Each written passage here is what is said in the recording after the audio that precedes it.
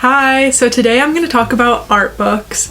Art books are just something that I love, and I want to talk about how to find them because it can be kind of hard, and it's just important to find ones that resonate with you and inspire you. So I have 3 categories of types of books that you should be looking for, and then I have 5 places of where to find them. So the first category is art books, and that's like, if you have a favorite artist, you should get a book that's their collection of work because then you can have it on your shelf. It's like your own physical copy of their work. Also in the art section is like how-to books or tips on painting and that type of thing. The second category is reference books, and I think that it's really nice to have a physical copy of reference photos so that you don't have to look online. Look for books of subjects that interest you with lots of pictures. The third category is conceptual inspiration. So these don't have to be books with pictures. It can just be like a topic. This is kind of like your research category. So researching for inspiration, reading about topics that you want to make art about, or also looking at books that inspire you from a design standpoint that might not be made as a design book. Like cookbooks can be really cool, or in gardening books, I love the way that they list types of flowers and then like information about them in a grid, like what season they bloom in and stuff.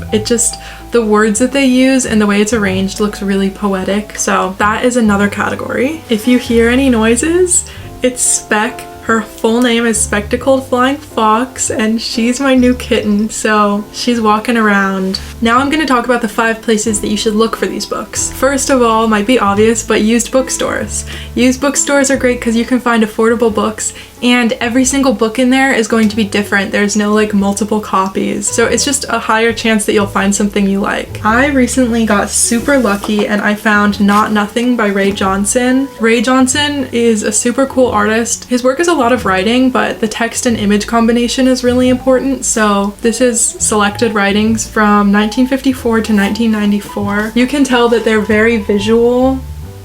Running into it at this used bookstore was really perfect, and I had been eyeing it for a while and it was sealed, and so it was $45, which is expensive, but I traded in some books and I got $30 store credit, so I used that towards this. I've also found this Paul Klee Magic Squares book, and I love how it's kind of like a pocket-sized inspiration. I just feel like I can take it with me anywhere, and it has these really nice etchings, small color pictures too. So used bookstores are cool because it's a combination of newer and older books, and I think that they're really great for the second and third categories that I talked about, reference photos and research, because you'll just stumble upon things that you wouldn't normally find. I've seen a lot of these types of books, like I think that this is like a series. These books were published in the 80s. This one is on Scotty Dogs, and then I've seen one for turtles before. They just make really great reference photos because it's a bunch of pictures of dogs. I really like the layout design of this book. Like, I love the way that this page looks with the chart and the photo.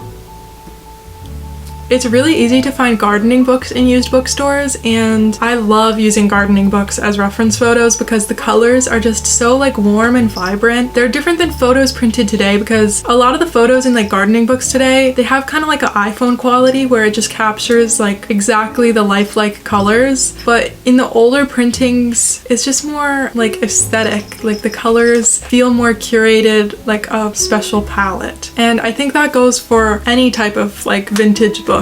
Just the color printings are so nice. I just love used bookstores, and they're a great place to explore and find really random cool books. The next place is your local library. It might sound obvious, but local libraries are awesome. Of course, there's no financial commitment when you check books out from the library. That's really awesome to me because I can spend time with books that I might not normally have gotten because I don't care like that much about the subject matter. So it just lets you explore in things that you might not normally. I got this decorative folk art book and this American decorative arts book, and I wasn't even planning on getting anything.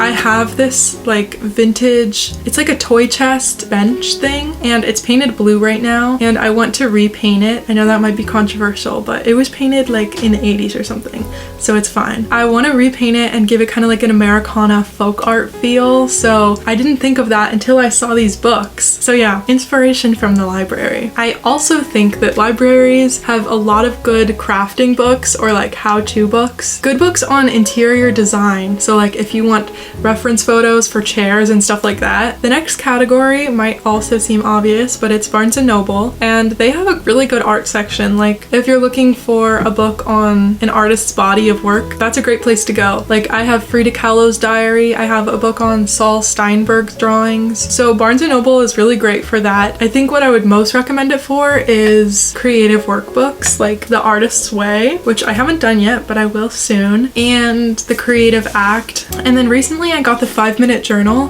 which I've been loving. I've been doing it for like a week, and it's not necessarily about creativity. You write every morning what you're grateful for, what would make today great, and daily affirmations. And then at the end of the day, you write your highlights and what you learned today. I feel like this has just been enhancing like all parts of my life, really helping me with gratitude, and that's just helping me feel like more creative and productive. So I would really check out Barnes & Noble for their guided journals. Then we have, of course, online. And online I would check out Instagram because you can look up like independent bookstores and then you follow them and Instagram suggests more independent bookstores and you can just go down like a really fun rabbit hole. And I'm gonna tell you some of the bookstores that I like. First off is Ghost Books, which is a Korean bookstore, and they just post like really contemporary books. All of the illustrations on their covers are so like soft and sweet. The design of their books are just great. Next we have Center for Book Arts, which is like a book art organization, and they're focused on books as art objects. And a lot of the books are handmade, which I find really cool and inspiring. They just kind of like push the limits of what a book can be. If you go on their website, they have like workshops and stuff, and it's just a really great resource. Another Instagram account is Book Historia, which is run by Allie, who's a historian at the Winterthur Library. And so they post a lot of the books from the library collection and flip through and give history lessons and interesting facts about the book. So I love that account. Of course, you can't buy those books, but they're really cool to just see. Another one is a Good Used Bookstore, which is an independent bookstore in LA. And I don't think that they have a website, but on their Instagram stories, they post pictures of their customers and like they're holding up the book that they bought. And I'm just nosy, so I like to see what people buy. They post pictures like of some of their inventory sometimes. So if you like one of the books, but you're not close to LA, I'm sure you could find it online. Another one is Shelf Editions, which is a children's bookstore in England, and they do have an online website. They carry a lot of books that are just like not in the mainstream realm of children's books, and it's a really great way to find new illustrators, and then of course you can deep dive those illustrators and find more books and stuff like that. Lastly is art markets. Art markets are really good for finding current working artists. So there's the Printed Matter Book Fair, which happens in New York and LA, but Printed Matter on their website, they also have a resource for finding zine fests in your area. So I'll put that in the description because it's super helpful. And zine fests are great because people are just selling zines, and zines are affordable.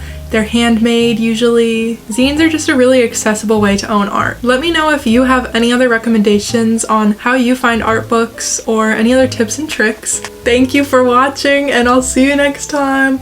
Bye! You want to go upside down? Specs looking around. Bye!